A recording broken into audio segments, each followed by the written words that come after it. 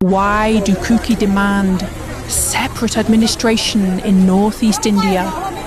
The day before May 3rd, 2023, sensing the tensions in Manipur and the demand for separate administration for the Kukis. The conflict in Manipur is a complex and deeply entrenched phenomenon, fueled by ethnic and political cleavages, historic grievances, and escalating tensions between communities. The crisis took a serious turn on May 3rd, 2023, but the conflict has its origins many years ago, especially with the establishment of anti-Kuki groups, the emergence of militant outfits, and the continuous suppression of Kuki individuals. One of the most controversial elements of this conflict is the labelling of Kuki individuals as refugees, even though they have been present in the area long before the establishment of contemporary India. This article delves into these deep-seated concerns, including the emergence of entities such as my Federation of Haumi, FOH, and Arambai Tengul, the socio-political context that preceded the May 2023 violence, and the increasing demand for a separate administration for the Kuki people as the only possible solution to the crisis in northeast India. 1. Kukis' historical presence in their own territory, a people with ancient roots. Before discussing the intricacies of the Manipur conflict, it is important to know the historical background of the presence of the Kuki people in the region. The Kuki people have been living in the hills and border regions of Manipur for centuries, much before the coming of the British and the creation of modern India. Their territories, referred to as Kuki Hills, have been the traditional home of the Kuki tribes for centuries, serving as the source of their cultural and geographical identity.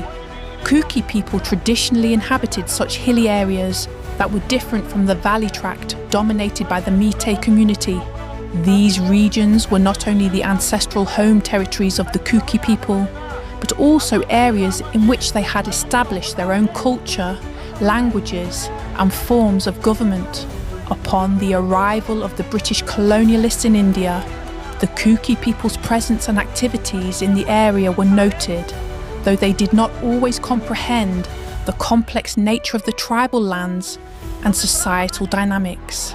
It is important to note that the indigenous status of the Kuki people in the area goes back much further than the development of contemporary political borders. The land that the Kuki currently inhabit belonged to them prior to the formation of the state of Manipur, prior to British colonisation, and most definitely before India became a free nation in 1947.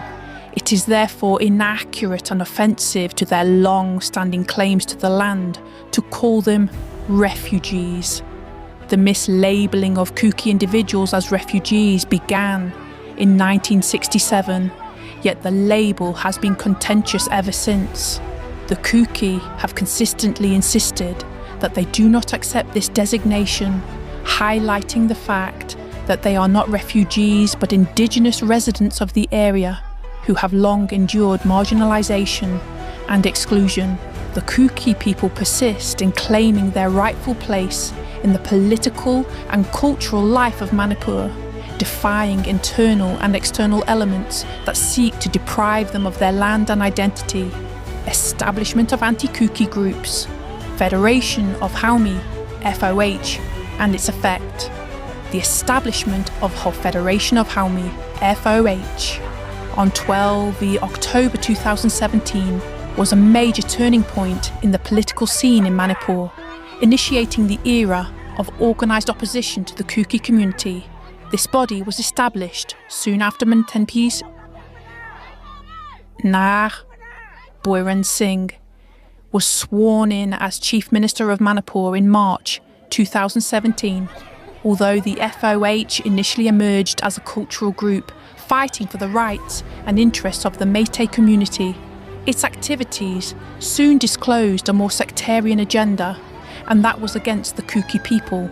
The activities of the FOH in pursuing anti-Kuki propaganda gained special prominence after its establishment.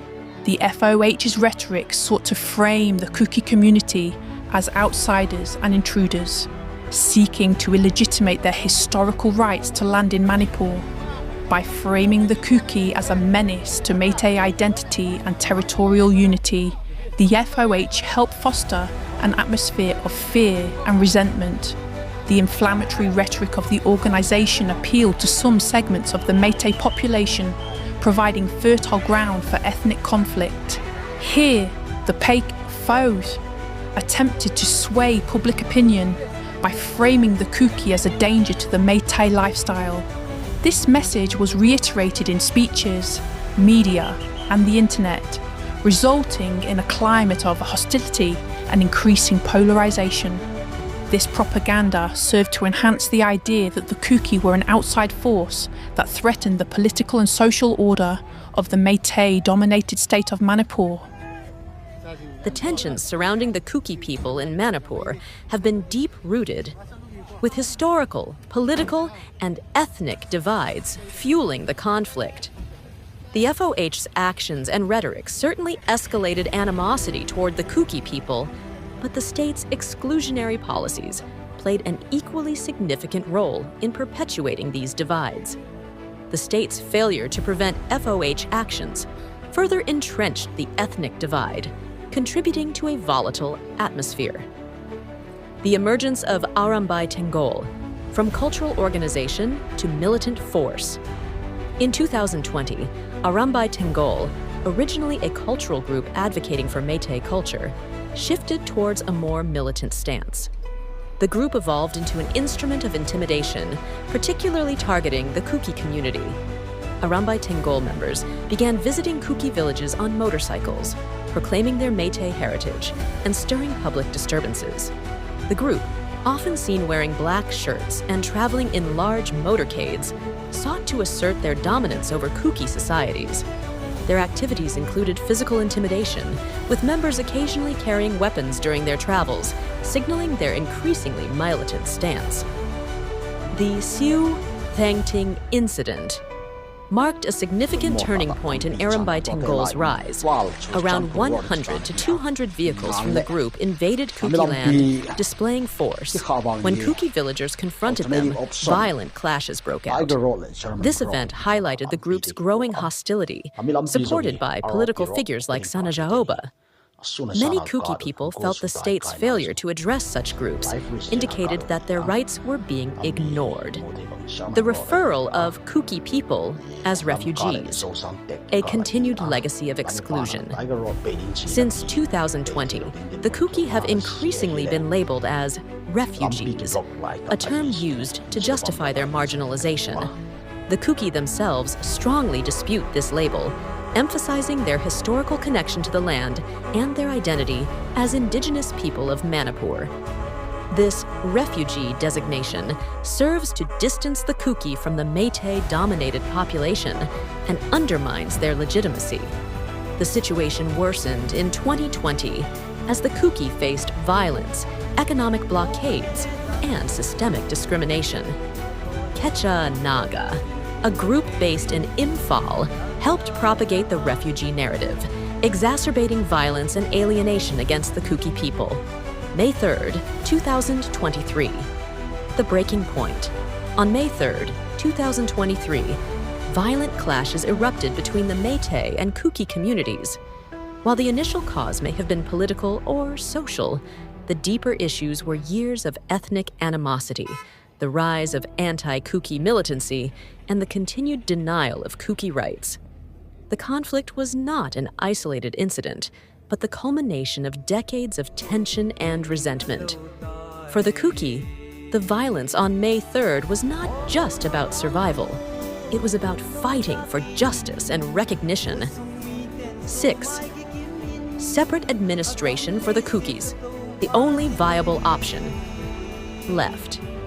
Given the ongoing violence and the Kuki people's marginalization, many believe the creation of a separate administration for the Kuki community is the only viable solution. This proposal seeks to acknowledge the Kuki's distinct identity, culture, and historical claims. It would provide a system where the Kuki could self-govern, defend their lands, and ensure their rights are protected. Support for this idea has grown within the Kuki community and among political analysts, who view it as the most feasible path to avoid further violence and ensure the Kuki's survival and dignity. An independent administration would empower the Kuki to address their specific needs, including land rights, security, and cultural preservation, without the interference of groups that have historically marginalized them. It could also ease tensions with other ethnic groups, fostering a more peaceful coexistence. Conclusion: a call for understanding and resolution. The situation in Manipur is dire, and the events of May 3, 2023 are only the latest chapter in a long history of ethnic conflict.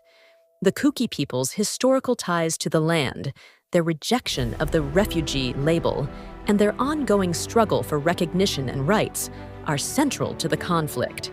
Establishing a separate administration for the Kuki may be the only way to end the violence and injustice. Moving forward, all parties must acknowledge the Kuki's historic connection to the land, cease divisive propaganda, and work towards a peaceful and inclusive future for all communities in Manipur. Disclaimer: this analysis is based on articles from The Wire, The Hindu, and other media outlets.